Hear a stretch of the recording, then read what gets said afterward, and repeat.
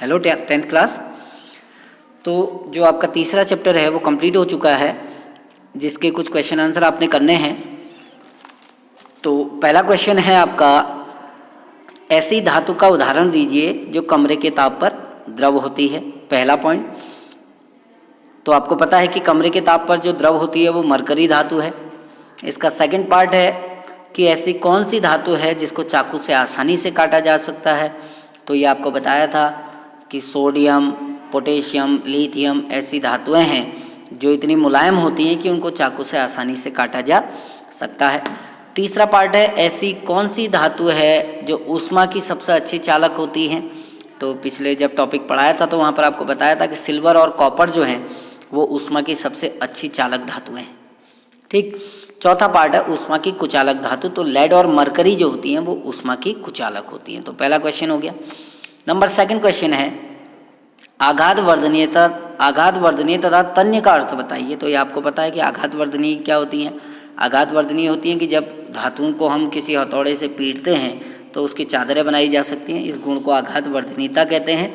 और धातुओं को खींचकर उनके पतले वायर बनाए जा सकते हैं, और खींचने की ये जो क्षमता होती है इसको हम कहते हैं, ठीक है ना। तो तार, धातु को खींचकर उसके महीन तार बनाए जा सकते हैं, और धातु को खींचने का यह गुण कहलाता है तन्यता।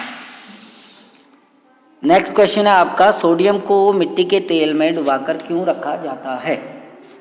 तो आपको पता है कि सोडियम और पोटेशियम जो हैं वो बहुत ही क्रियाशील धातुएं हैं, और जब इन्हें खुला छोड़ा जाता है तो वायु के साथ अभिक्रिया करती हैं, और जब वायु के साथ अभिक्रिया करती हैं तो आग पकड़ लेती हैं, क्योंकि बहुत ज़्यादा क्रियाशील होती हैं।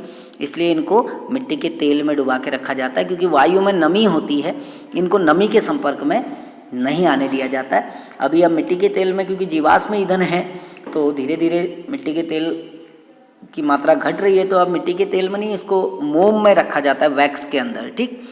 क्वेश्चन नंबर नेक्स्ट क्वेश्चन है, इन अभिक्रियाओं के लिए समीकरण लिखिए, जो आपको पीछे लिखाई गई है। भाप के साथ आयरन, ठीक है ना। तो भाप के साथ आयरन क्या होता है, Fe3O4 बनाता है। अभिक्रियाएं आपको लिखी गई है।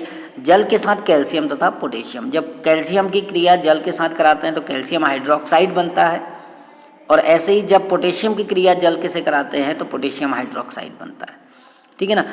क्वेश्चन नंबर जो नेक्स्ट क्वेश्चन है, थर्ड क्वेश्चन, ये थोड़ा सा दिक्कत वाला है, इसको फिर बताऊंगा, क्योंकि इसमें जो सारणी है वो नहीं दी गई है यहाँ पर, ठीक है ना। तो उसके आधार पर ही हम बता सकते हैं कि कौन सी सक्रिय है, कौन सी कम सक्रिय है। ये क्वेश्चन फिर करेंगे। नेक्स्ट क्वेश्चन नंबर 4 जो यहाँ पर दिया हुआ है, अभिक्रियाशील धातु को तनु हाइड्रोक्लोरिक अम्ल में डाला जाता है तो कौन सी गैस निकलती है। ये आपको पता है, जब हम किसी अभिक्रियाशील धातु को किसी अम्ल में डालते हैं तो हाइड्रोजन गैस निकलती है ना। क्योंकि कोई भी सक्रिय धातु है, पीछे चैप्टर में हमने पढ़ा है कि जब हम किसी सक्रिय धातु को किसी अम्ल के साथ क्रिया कराते हैं तो हाइड्रोजन गैस निकलती है। तो आंसर क्या है कि हाइड्रोजन गैस निकलती है। उसी में आगे पूछा गया कि आयरन के साथ तनु H2SO4 की क्रिया। अब आयरन क्या है, धातु, H2SO4 क्या है, अम्ल। तो जब हम आयरन की H2SO4 से क्रिया कराते हैं तो फेरस सल्फेट बनता है FeSO4, और हाइड्रोजन गैस निर्मुक्त होती है। क्वेश्चन नंबर नेक्स्ट क्वेश्चन देखिए, 5 क्वेश्चन, जिंक को आयरन सल्फेट विलयन में डालने पर क्या होता है, इसकी रासायनिक अभिक्रिया लिखिए। अब आपको पता है कि ये विस्थापन अभिक्रिया का उदाहरण है। जिंक को जब हम आयरन सल्फेट में डालते हैं तो जिंक की सक्रियता ज़्यादा होती है, लोहे की सक्रियता कम है। तो जिंक क्या करता है, FeSO4 में से Fe को विस्थापित कर देता है। अभिक्रिया सामने लिखी गई है, देखिए, Zn प्लस FeSO4। तो जिंक ने Fe को रिप्लेस किया तो क्या बन गया, ZnSO4 प्लस Fe, ठीक है। नेक्स्ट क्वेश्चन देखिए, सोडियम, ऑक्सीजन एवं मैग्नीशियम के लिए इलेक्ट्रॉन बिंदु संरचना लिखिए। ये आपको बताया गया है कि जैसे आपको सोडियम के लिए इलेक्ट्रॉन बिंदु संरचना लिखनी है तो सोडियम का प्रतीक क्या होता है, Na। सोडियम के अंतिम कोष में कितने इलेक्ट्रॉन होते हैं, आपको पता है, सोडियम के अंतिम कोष में इलेक्ट्रॉन होता है 1। तो सोडियम के ऊपर आपको क्या करना है, 1 इलेक्ट्रॉन शो कर देना है, 1 डॉट। ऐसे ही ऑक्सीजन है, ऑक्सीजन का परमाणु क्रमांक 8 होता है। 8 का मतलब इसके अंतिम कोष में 6 इलेक्ट्रॉन है ना। तो आपको ऑक्सीजन का प्रतीक लिखना है O, और उसके ऊपर 6 डॉट दिखा देना है अलग अलग, तो वो ऑक्सीजन का इलेक्ट्रॉन बिंदु संरचना हो गई। ठीक। दूसरा क्वेश्चन है, इलेक्ट्रॉन के स्थानांतरण द्वारा Na2O तथा H2O का निर्माण दर्शाइए। ये आपको खुद करना है। क्योंकि जब हमने आयनिक बंध के बारे में पढ़ा था तो वहाँ पर हमने आयनिक यौगिकों के निर्माण की इलेक्ट्रॉन बिंदु संरचना पढ़ी थी। अगर नहीं आएगा फिर भी आप पूछ सकते हैं मुझसे, ठीक। इन यौगिकों में कौन सा आयन उपस्थित है? तो आपको पता है Na2O में Na पॉजिटिव और O2 नेगेटिव आयन है, H2O में H पॉजिटिव और OH नेगेटिव आयन उपस्थित है, ठीक है ना। अब जो H2O है उसका निर्माण जब आप करोगे तो वहाँ पर समझ में आएगा। तो आयनिक यौगिकों का गलनांक उच्च क्यों होता है? ये आपको पढ़ाया है कि आयनिक यौगिकों के मध्य एक प्रबल आकर्षण बल कार्य करता है जिसके कारण उनका गलनांक उच्च होता है। इस आकर्षण बल को तोड़ने के लिए बहुत ज़्यादा ऊर्जा की आवश्यकता होती है, ठीक।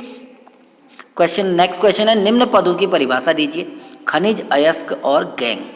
खनिज की परिभाषा हमने आपको बताई है कि, ठीक है ना। खनिज क्या होते हैं? खनिज वे पदार्थ होते हैं जो भूमि से प्राप्त होते हैं या भूमि से धातु जिस संयुक्त अवस्था में प्राप्त होती है उसको खनिज कहते हैं। यहाँ जो परिभाषा लिखी गई है वो लिखी है कि खनिज वे पदार्थ हैं जिनमें धातुएं अपने यौगिक के रूप में पाई जाती हैं। तो आप जो परिभाषा चाहें वो लिख सकते हैं। अयस्क, ऐसे खनिज जिनमें धातुओं का निष्कर्षण अत्यधिक सरल व उपयुक्त होता है या लाभकारी होता है, अयस्क कहलाते हैं। गैंग क्या होता है कि जो अयस्क में जो अशुद्धियाँ पाई जाती हैं उनको गैंग कहते हैं।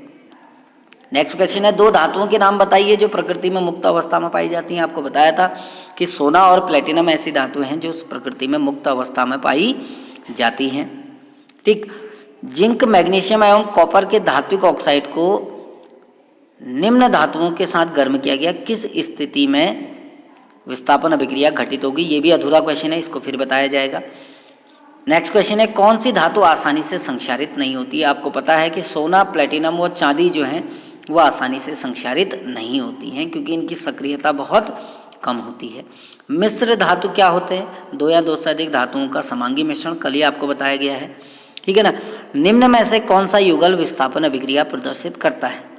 अभी आपको चेक करना है कि कौन करेगा, ठीक। तो इसका आंसर जो है वो है AgNO3 विलयन और कॉपर धातु, ठीक। NaCl विलयन और कॉपर धातु नहीं होगा क्योंकि कॉपर सोडियम को विस्थापित नहीं कर सकता क्योंकि सोडियम की सक्रियता ज़्यादा है, कॉपर की कम।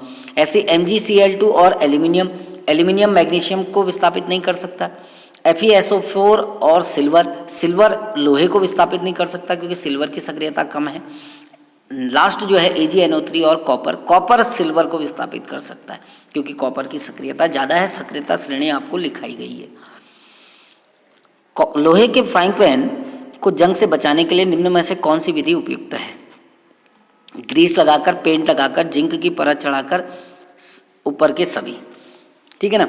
तो लोहे के फ्राइंग पैन में ग्रीस तो हम लगा नहीं सकते क्योंकि खाना बनाना है तो दिक्कत करेगा। पेंट नहीं लगा सकते हैं तो सबसे बढ़िया क्या है कि जिंक की परत चढ़ाकर, ठीक है ना। नेक्स्ट क्वेश्चन है, कोई धातु ऑक्सीजन से अभिक्रिया करके उच्च गलनांक वाला यौगिक निर्मित करती है, वह यौगिक जल में विलेयी है। कि यह यौगिक क्या हो सकता है? जल में विलेयी है। तो कोई धातु ऑक्सीजन से क्रिया करके उच्च गलनांक वाला यौगिक बनाती है यानी आयनिक यौगिक बनता है क्योंकि आयनिक यौगिकों का गलनांक क्या होता है? उच्च होता है। अब वो कौन सी धातु हो सकती है? कार्बन अधातु है, ठीक है ना। लोहे की सक्रियता बहुत कम होती है, सिलिकॉन बना नहीं सकता। तो सबसे, क्योंकि हमें पता है आयनिक यौगिक कौन बनाते हैं, जो उच्च सक्रिय धातुएं होती हैं और इनमें सबसे अधिक सक्रिय कौन सी है? कैल्शियम है। तो कैल्शियम इसका आंसर होगा। बाकी क्वेश्चन आपको कल बताए जाएंगे। Thank you. इनको आपको अपने फेयर कॉपी में करना है। Thank you.